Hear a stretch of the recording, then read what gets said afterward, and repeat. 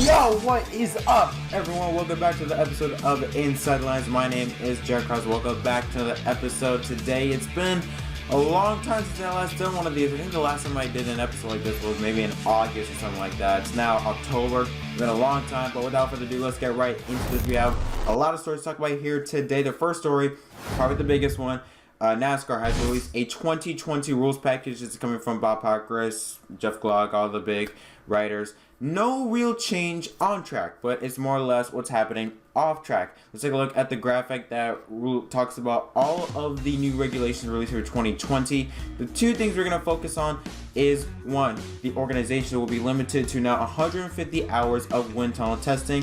Previously, this was unlimited, so now there's going to be restrictions to the amount of wind tunnel testing per year. Another change, officials have introduced new at-track roster limits for the season, reducing the maximum number of road crew personnel from 12 this year to then 10 in 2020. And then there's also these two rules about limiting chassis and stuff like that. I'm not going to get into it because I have no idea what any of that means, but yeah, the reason why the officials have decided not to change anything on-track related is so that teams can prepare for the next gen. Yeah, that's another thing. No longer will it be called the Gen 7 car. It's now going to be called the next gen car. I'm still going to call it Gen 7 because I've been used to hearing that for years now. I can't just go to next gen. I'm still going to call it Gen 7, but yeah, this just shows that NASCAR is going all in with this low horsepower, high downforce package for probably the future. Again, this is a bad idea.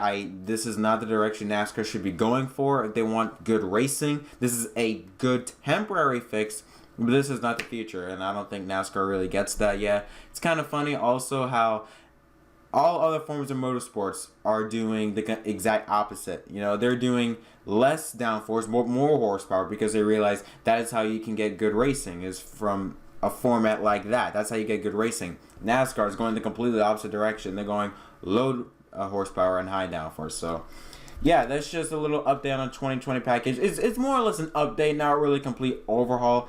But yeah, now on to Charlotte. Now last weekend the Charlotte Roval took place, and based on the crowd I saw, was very shocking. The crowd either looked like it was the same from last year or even decreased a bit, which again, quite shocking from the finish from the race last year. I expected a lot more people to show up.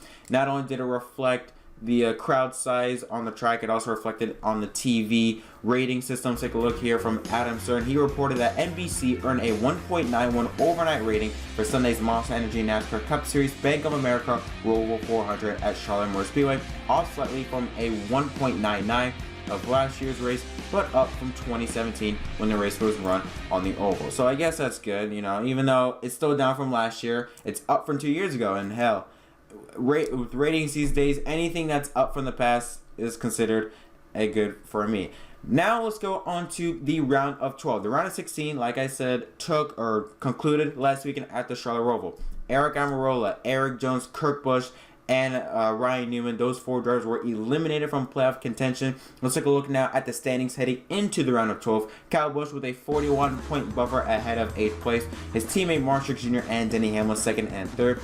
Joe Logano in 4th, 24 points above the cut line. Kevin Harvick in 5th. Chase Elliott in 6th, having some momentum coming out from that win at the Roval. 19 points above the cut line, as well as Brad Keselowski. And Kyle Larson holds the final spot, 1 point above the cut line ahead of Alex Bowman in 9th, Ryan Blaney in 10th -2, William Byron 11th -5 points, and Clint Bowyer in 12th -6 points. Hello, this is Future Me. When I recorded this Inside the Lines episode that you're watching, I did it last night on October 1st, now the 2nd, and we have one story that we expected, but then another story that is huge for the lower division of NASCAR. Let's get right into it as I dwell you in on the latest news that just took place earlier today. The first story, it's just a confirmation. Daniel Hemrick will be replaced by Tyler Reddick, the Xfinity Series champion, also contending to go 2 in a row.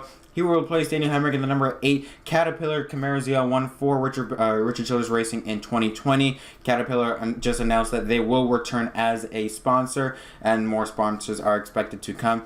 Again, really proud of Tyler Reddick. I mean, he really is one of those drivers that I don't think Richard Childress could let go or could keep in the lower divisions much longer. He has incredible talent, really proved everyone else wrong.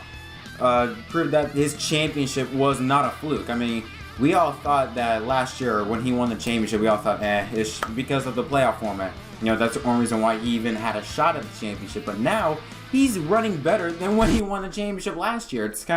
It's weird. We rarely see those instances where a driver has a better season than when he won the championship in the previous year. So, again, huge congrats to Tyler Reddick, and hopefully he can bring that RCR some sort of good performance, because right now RCR is utter garbage in the Cup Series. And now on to our big story, is revolving around the lower divisions in the ARCA and NASCAR. Now, earlier this year, I believe around Talladega, around April this year or last year, NASCAR announced that they have merged with the ARCA series. Now, many people speculated it was going to do something revolving around the K&N series, the East and the West. And today, it confirms it. Now, a whole list of stuff took place, so we're going to go over really the major key points. Take a look at this graphic here right now. So, the NASCAR K&N Pro Series East will become the ARCA Menards East. Same thing for the K&N Pro Series West will now become the ARCA Menards Series West. So, yeah, the K&N Series is done, but it's not going away. It's just going to be renamed to the ARCA Series East and West Division.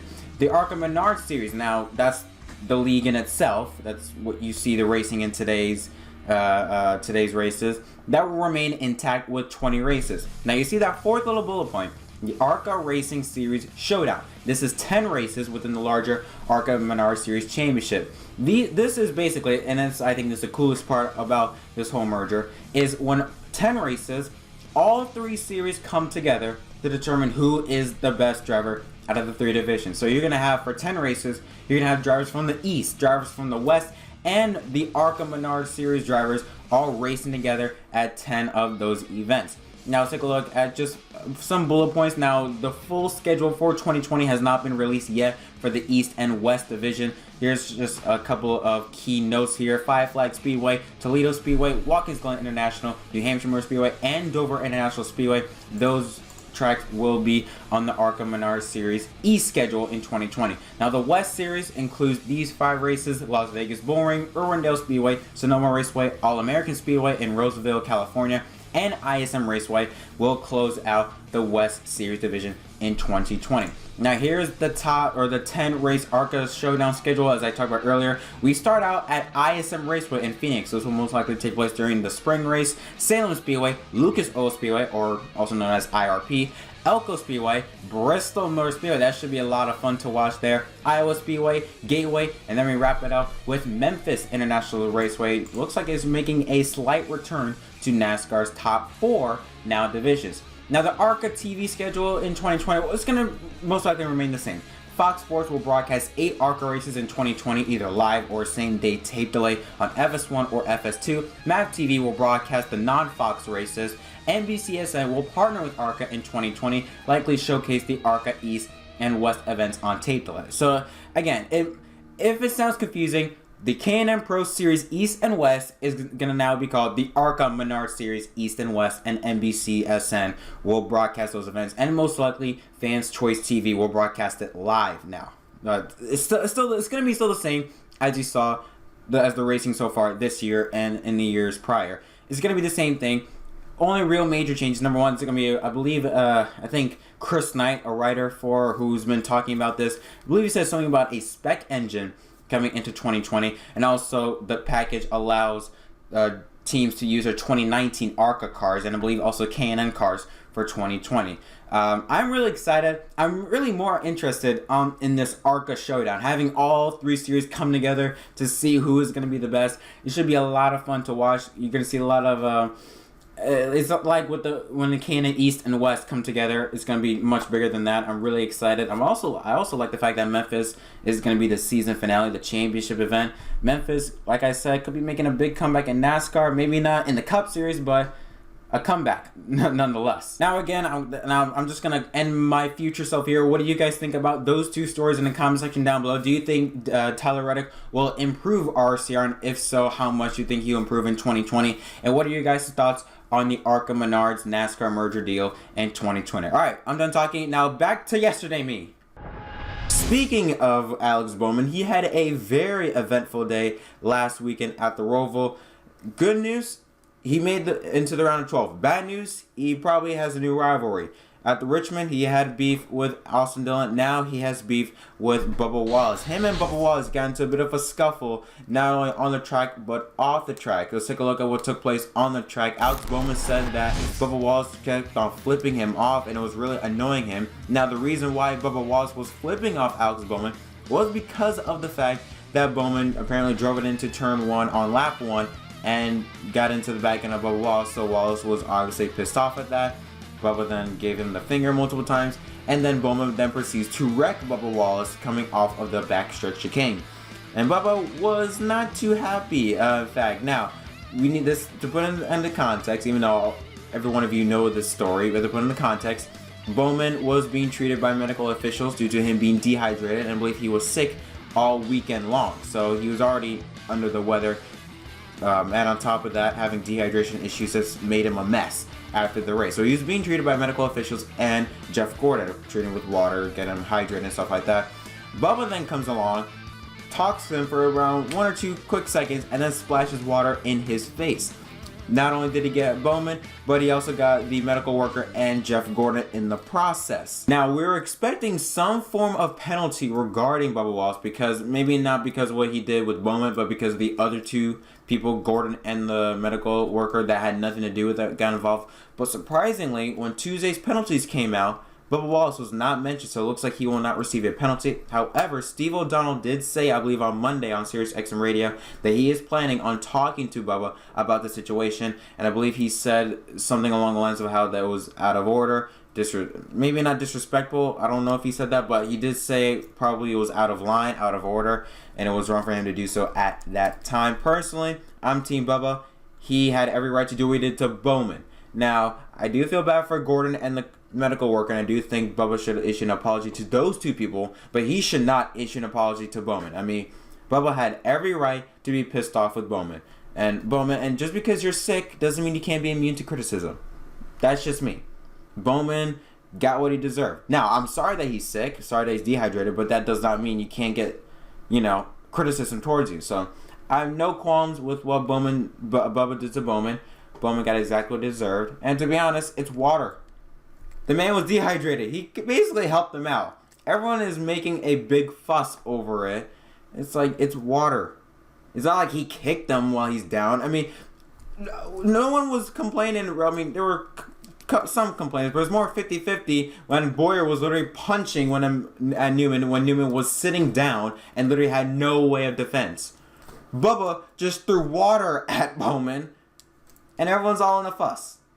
So, I don't know. I feel like the NASCAR community a lot of times can get very, very soft. But other than that, let's just move on from this little issue before I get some more heat in the comments. Now, the next story regarding is for the future of 2020, and is that who will drive or who will replace Chris Buescher in the 37 car. Now, it was reported earlier in the week that shocked the racing world, or last week I should say, that Ricky Stenhouse Jr. and Roush Fenway would part ways at the end of the 2019 season, and Chris Buescher would be replacing Ricky Stenhouse Jr. I just dropped my pencil, sorry if you heard that sound. Now, Adam Stern has reported that there was a possibility that maybe Ross Chastain would be a likely candidate for the ride. However, Adam Stern did report that Matt Colling, the owner of Colleague Racing, has said that Ross Chastain is planning on sticking with the number 10 Xfinity team for 2020. Colleague Racing is planning on opening a second full-time team, or I believe a second or a third full-time team, and it will most likely be Chastain filling that right. So that leaves down to 2 likely candidates and a dark horse.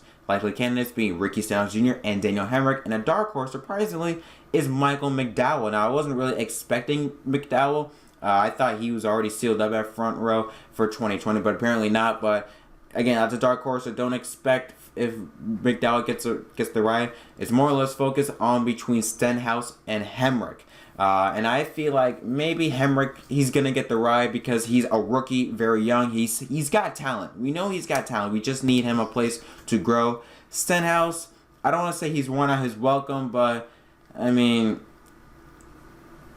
he's reckless. I mean, he's a good restricted plate driver, no disrespect, but other than that, he's kind of reckless, I feel like. And I don't think, hell, even Jack Roush indirectly just took a huge shot at Ricky Stenhouse. I think he said along the lines of like how he wanted to rebuild his team and not focus on fixing wrecked cars. So yeah, I think Stenhouse might have worn out his welcome in the Cup Series. I won't be surprised if we see him in an Xfinity car, but I don't think you're going to see him in the Cup Series in 2020. And finally, it's not really a story, but just a little update on the weekend schedule heading to Dover International Speedway. Only the Monster Energy NASCAR Cup Series and the Xfinity Series will be racing this weekend. Let's take a look at the schedule here from Friday to Sunday. On Friday, we have first practices for both the Xfinity and the Cup Series. Xfinity first practice will take place at 12:35 p.m. Eastern Time.